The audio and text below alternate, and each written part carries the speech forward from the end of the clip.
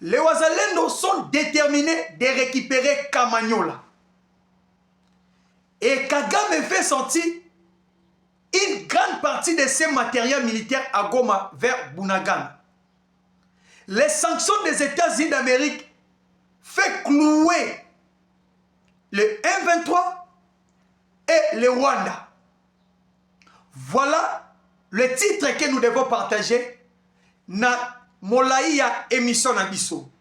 Mbote Nabino Batata, Mbote Nabino Bamama Bipai Nyonso Bozwami, na confiance o wapi tozwami na yango biso Nabino, ya kolanda pe koyoka biso balobeli Nabino, bana mboka Congo na kosenga Nabino, bo like émission Nabino, bo partager pe bo s'abonner massivement sur votre chaîne EK plus 243 TV ainsi que d'autres chaînes partenaires. Peuple congolais, ça tire partout dans les hauts moyens et plateaux de Fizi. Aujourd'hui, à l'heure que je vous êtes en train de les informer, le FARDC vient de réussir de récupérer la totalité de la localité de Mikenge. Mikenge est allé le récupérer. Et pas il y a armée loyaliste na biso, il y a FARDC. Les Londenge de Okosola, les Wazalendo et les Zibou sont maintenant na kati ya marché central ya Mikenge. Et dans na kati ya Minembwe, kuna nde ba FARDC ba kondongwa na makasi na ba Ngomino, ba Turanero, ba M23, ba Red Tabara, les androïdes, nous sommes les rebelles au wapi bazala formés et pas M. Kagame pour na koluka comment kokweisa République démocratique du Congo. Bande comme Congolais, likez votre émission, partagez et abonnez-vous massivement. Il y a des révélations graves et des analyses sérieuses au wapi na kofongola biso mémoire lelo. Donc comprendre pourquoi bomoni Kagame siko atie mutu na mingi mingi kotakeka à partir ya Minembwe. Na ko expliquer na bino eloko ebatami wana po bobo na Kagame lelo atia maele nyonso ya ko attaquer Minembwe. Ou soit bomo na bango ba vandisa mina ba attaque trop au plateau de Fizi et moyen plateau, tandis que ba M23 ainsi que le ba RDF ba quitter Kiwanja ba ko renforcer axe Kamanyola pour aimer bango soit Uvira soit au moyen plateau de Fizi pour na ko renforcer ba troupe na bango ezana bisika wana. Et pourquoi bomoni bango ba se pencher kuna? Tandis qu'aujourd'hui il y a des frappes sérieuses. Oh bah FARDC va frapper par rebelle ya M. Paul Kagame. Ce qui va FARDC bazalaki armée ou bazalaki makasité.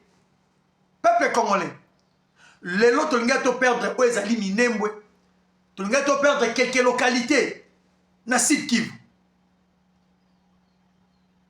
Parce que Kagame a tié mayele na ye makas na Sud Kivu depuis quand précisément na haut plateau de Fizi et moyen plateau, ainsi que na Katia Minembwe, ainsi que Uvira.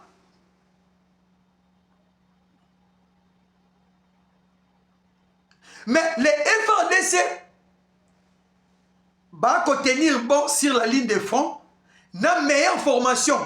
Oh, le président de la République, Félix Antoine Tshisekedi Tshilombo, a oti kopé sabango, na tous les centres de formation, oh, à Makasi, basona biso ba okende. Bande comme Congolais. Boyebi pourquoi Kagame a tingami na Sud et Nord, na Sud Kivu.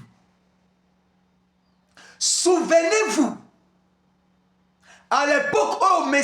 Roubero azalaki ministre de décentralisation, nini basalaki na Minembwe, oh yonangai totombolaki mongongo, pour te faire échouer ces plans na bango. Ezalaki na ba même investiture ya bourgmestre ya Minembwe.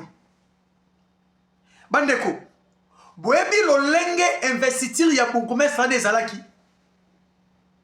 ba bengisa ba ambassade ebele e ya ko assister na investiture ya bourgmestre.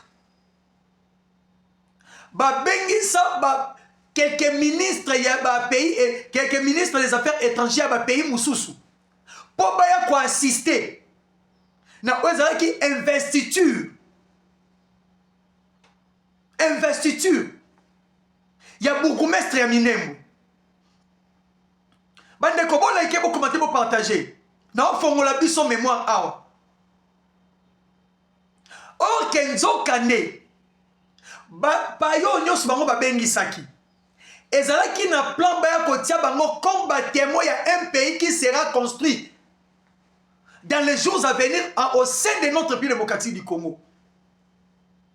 Cette investiture préparait déjà une balkanisation de notre pays.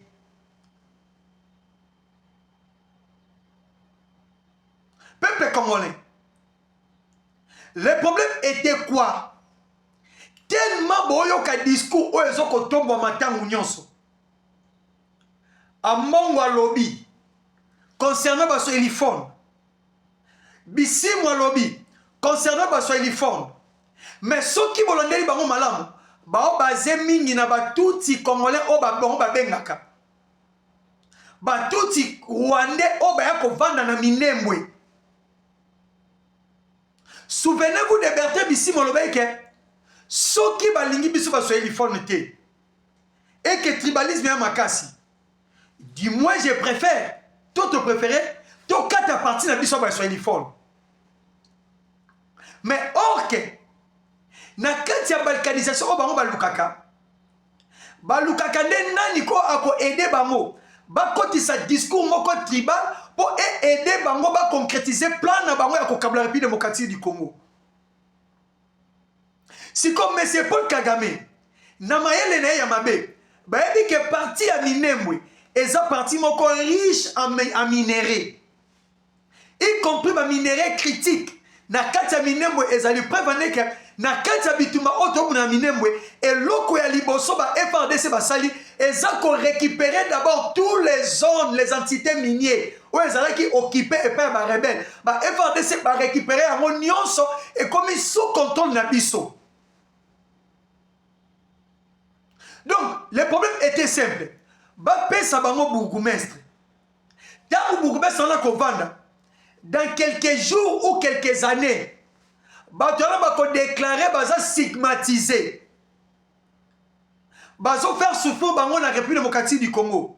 Du moins esengeli bango ba vivre le quoi na pays na bango moko.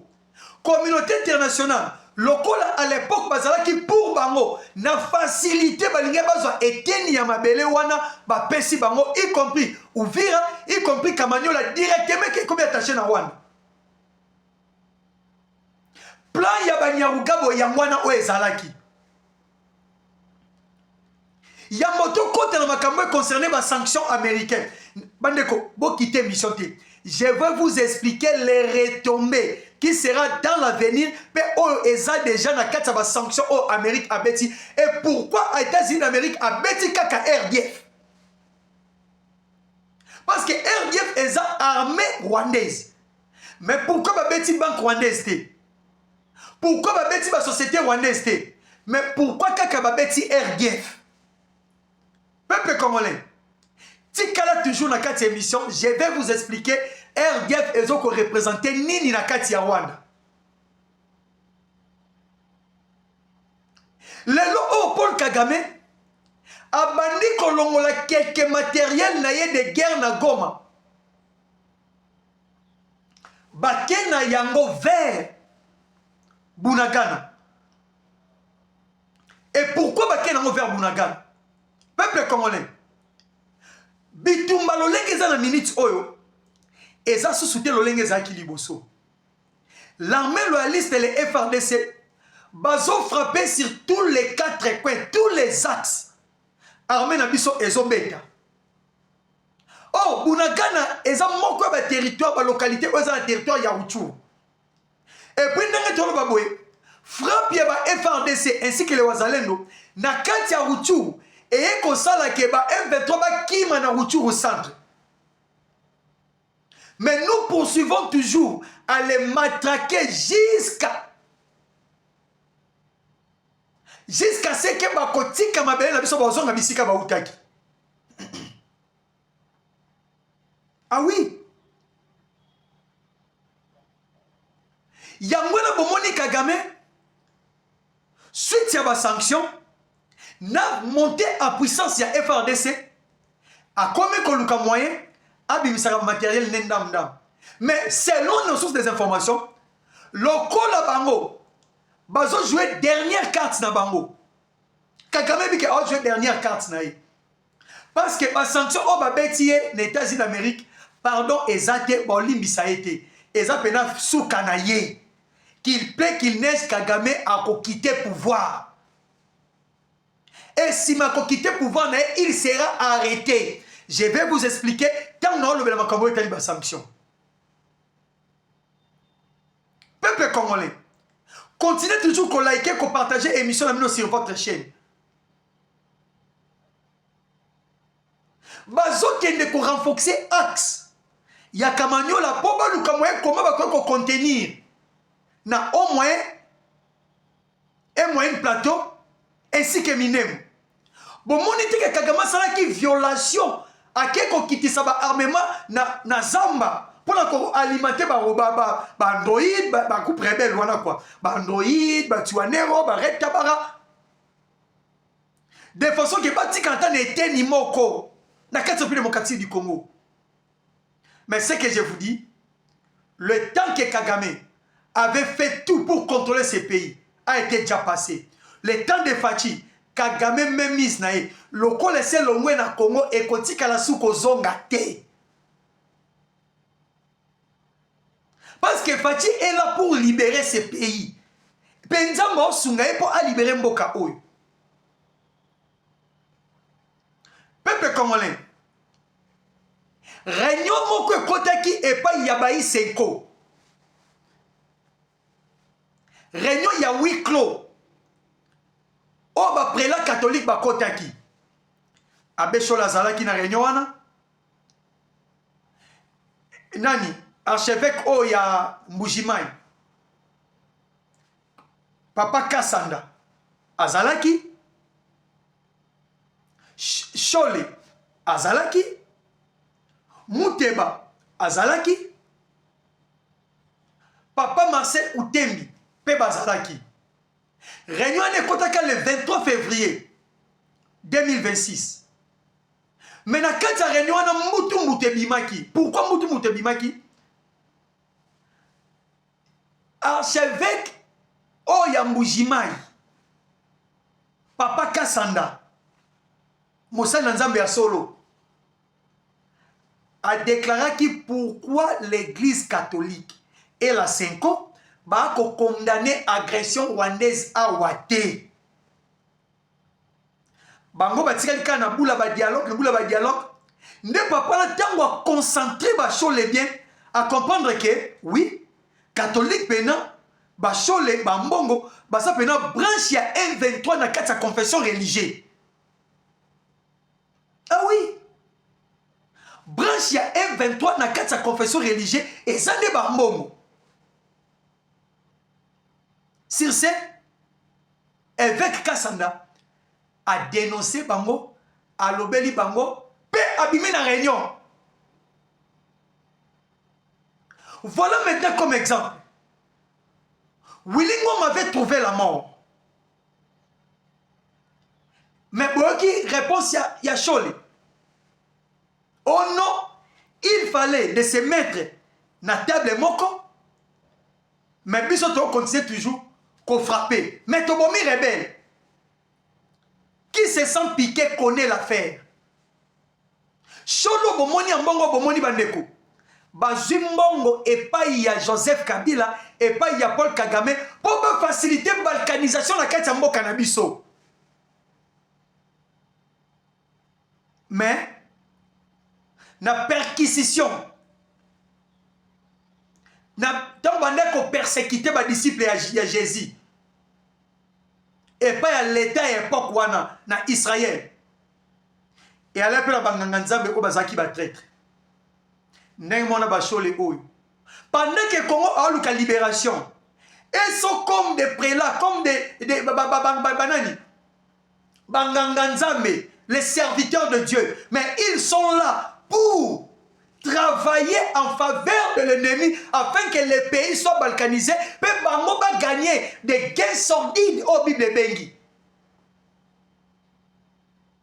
Mais yoka cardinal au Rwanda. A mongo vani shola vani alors bango clair que mabele na bango Rwanda ekota na kati ya Congo. Mabele na bango Rwanda ekota na kati ya Congo. Masisi wana ezalaka ya bango. Mais a mongo ya zuma lobalobi, j'admire la gestion de votre président Kagame. Un serviteur qui a vendu son âme à cause des billets de banque. Alors vous êtes en train de nous dire qu'Ambongo c'est un serviteur de Dieu. Non, un serviteur méchant qui héritera l'enfer. Vous évitez? Il héritera l'enfer. Et aujourd'hui, l'armée congolaise est progresser. À bientôt, vous pourrez récupérer, vous pouvez récupérer pour te double attaque. Comme ça, les obakoyoka soni. Bambongo bakoyoka soni. Ba sanction ya Amérique et outi kokweya awa. Gouvernement congolais a remercié. Denis Mukwege a remercié. Mais esika nini bomoni bopoza mususu ba remercier. Pour eux, c'est l'intérêt des Fatih qui prime et non l'intérêt de la République. Un pays qui était contrôlé par un petit pays voisin. Vous êtes en train de soutenir ces pays voisins, de continuer toujours la même mise dans votre pays. Après, non, il y a l'opposition à la République démocratique du Congo. Tiens, il y a des traîtres. Il y a des traîtres. Bandeko. Ba sanction aux États-Unis à Betty Rwanda. Peuple congolais. États-Unis d'Amérique a touché na point moko yamakasi. C'est ce que je vous dis. Vous savez, RDF au monito Betty aux États-Unis a sanctionné. RDF né armée rwandaise. Né en un cerveau monteur, il y a nion c'est dans la carte Rwanda. RDF et Siko Kagame atia mayele na ye nyonso. Il y a développement ya Rwanda, il y a la société ya Rwanda parce que na Rwanda musali aka moko. Armée. Moussa ezate. Donc, à part présidence de la République, il y a Rwanda. Deuxième institution, il y a Mounene ou Simbi Rwanda et ça RDF Rwanda. Tous les investisseurs mondiaux, ou bien investisseurs de Rwanda, ben investisseurs dans Liboso, dans Katia, armée rwandaise. Donc, armée rwandaise, RDF, c'est toute une institution. Tellement que les États-Unis connaissent bien l'armée rwandaise, qui l'ont basé dans la Katia Rwanda. Raison pour laquelle on les a frappés et tous les 4 généraux. Au bas commandité, au bas diriger RDF. En frappant RDF, c'est de frapper Paul Kagame directement dans le cœur. Ce que vous devez savoir. Écoutez maintenant, qui a la sanction Oyo, to beti bango. Parce que mini va minimiser en haut. Mais RDF faisant machine économique ya Rwanda. Yangonde yaka awa ebomi e yibi e kei nango e kaboni na mboka mboka ezu servi. RDF n'est pas poumon économique ya Rwanda. Si vous ne le savez pas, écoutez.